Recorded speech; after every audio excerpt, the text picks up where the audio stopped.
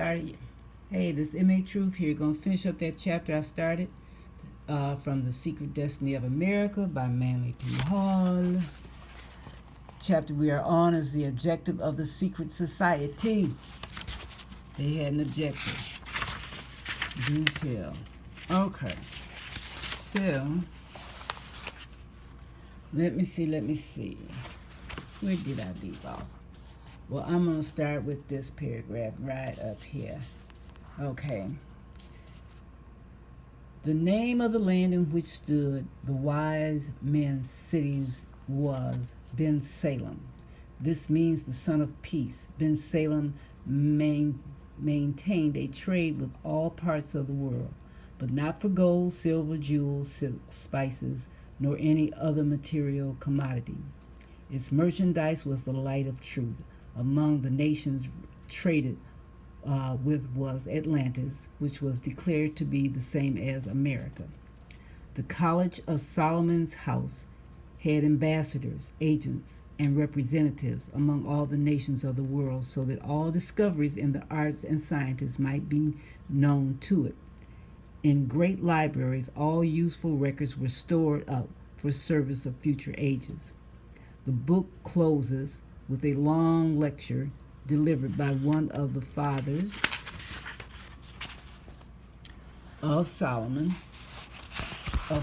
house. Okay. Forgive me, y'all. I'm working with one hand holding this camera and one hand trying to flip these pages. Bear with me. This great dignitary summarized the work of the Brotherhood in the following magnificent statement, one which might well be inscribed over the doors of learning and in the hearts of all scholars, scientists, and philosophers. And it quotes, "The end of our foundation is the knowledge of causes, and secret motions of things, and the enlarging of the bounds of human empire to the effecting of all things possible." End quote. The father of the wise men then described the laboratories, observatories, mines, and hospitals, and the various engines and inventions by which the elements could be controlled and the secrets of nature discovered.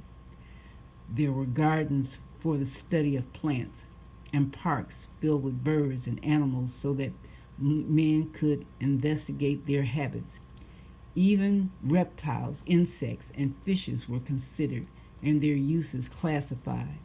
Medicines of all kinds were distilled and compounded, and mechanical arts were perfected according to the laws of nature. There were houses where the senses of man were studied with the aid of perfumes, flavors, sound, music, extraordinary acoustical devices.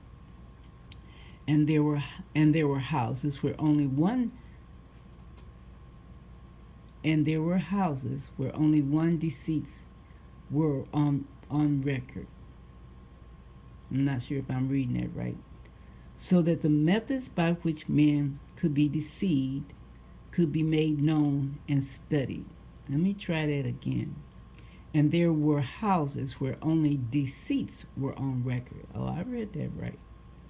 So that the methods by which men can be deceived could be made known and studied. They had a place to study how to be deceitful. Can you dig that? In the philosophical city, all men were employed according to their taste and ability, and each contributed in his own way to the sum of useful knowledge. There were museums where rare and excellent inventions were preserved, and galleries containing the statues of great men who had contributed to the improvement of the human race. Among the statues was one to Christopher Columbus, another to the man who had invented bread. The narration ends abruptly with the word of the editor that the rest was not perfected. Missing is that part which was to describe the laws of a philosophical commonwealth. It is safe to assume that these laws, like the whole pattern of the story, were the same set forth by Plato for the government of the wise. Everything indicates that it was Bacon's dream that the College of the 6 Days should be erected in America, an area particularly set aside by nature for the perfection of philosophy and the sciences. Part of this dream has been realized. In this land are the greatest laboratories, observatories, and institutions of research that the world has ever known. We are exploring the mysteries of the atoms and the electrons and have brought the heavenly fire, electricity, to be the servant of our purposes. All that remains is to crown science with philosophy as we perfect the inner part of learning. The philosophic empire will arise in human society. These folks had plans going on from way back, way back. Now, just to let y'all see this, look at this. We know we've been struggling over this name. Yes. This serpent, this bird. I'm going to play this right quick. See if we can get a pronunciation out of here. Quetzalcoatl. Quetzalcoatl? Quetzalcoatl. That ain't nothing like what me and King Drop was saying. Quetzalcoatl. Don't sound nothing like it to me. Just saying, y'all. Just saying. Quetzalcoatl. Okay, that's enough of him. I got another one up here. No, that ain't the one. Nope, that ain't it either. Where it go? Hang on. Work with me here. Quetzalcoatl. Quetzalcoatl. Quetzalcoatl. Quetzalcoatl. Quetzalcoatl. Okay. We know that Quetzalcoatl. All right, thank you. Quetzalcoatl. That's enough. We know that this is supposed to be Spanish, right? And the natural language was something else entirely. Let me show you this. And this is out of the book. Like I said, bear with me. This is still out of the book. Okay? This is out of The Secret Destiny of America by Manly P. Hall. Quetzalcoatl. So, I found this guy named Rodrigo Lopez. He said Quetzalcoatl is a transliteration of Spanish. See, I done wrote all over this. Quetzalcoatl. I guess that's about as close as we're going to get. So I'm looking at this, and I said, damn, we've been learning about this stuff, and here's another piece stuck up in here. So let me run this by you right quick.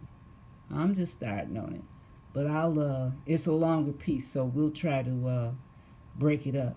And again, if I butcher, malign these names, I do not speak Spanish.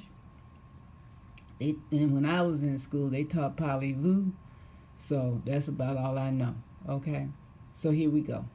3 great culture heroes were associated with the origin of Mayan civilization.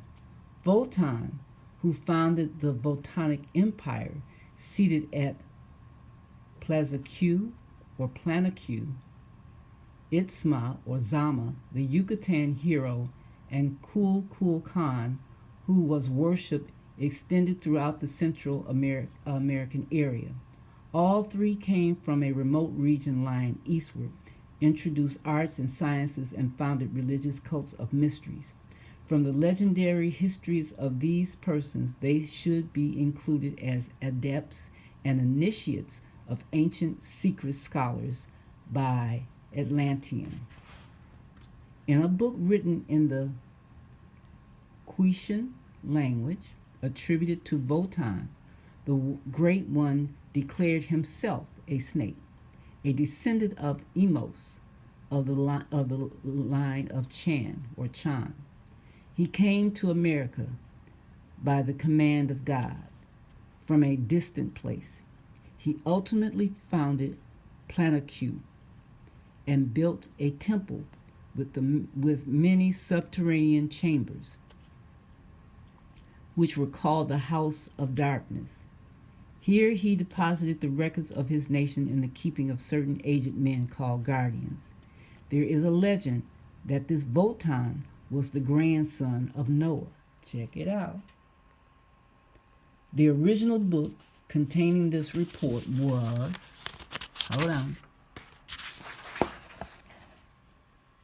was in possession of nuns, was in the possession of Nunez de la Vega, Bishop of Chiapas, but he destroyed it with the other native manuscripts which he was able to accumulate. Fortunately, however, it had been copied by Argula. Now, who is Argula? Argula has an asterisk there. It says, "Sea God of Mexico." Argula. See that? And it says, "Sea God of Mexico." Look at this. Oh, we're going to get into this, y'all. We're going to get into this. But we're not going to get into it now because I'm tired of flipping these damn pages. Anyhow, once again, how we pronounce this? Quetzalcoatl. Okay. This is M.A. Truth. Have a good one, y'all. I'm out.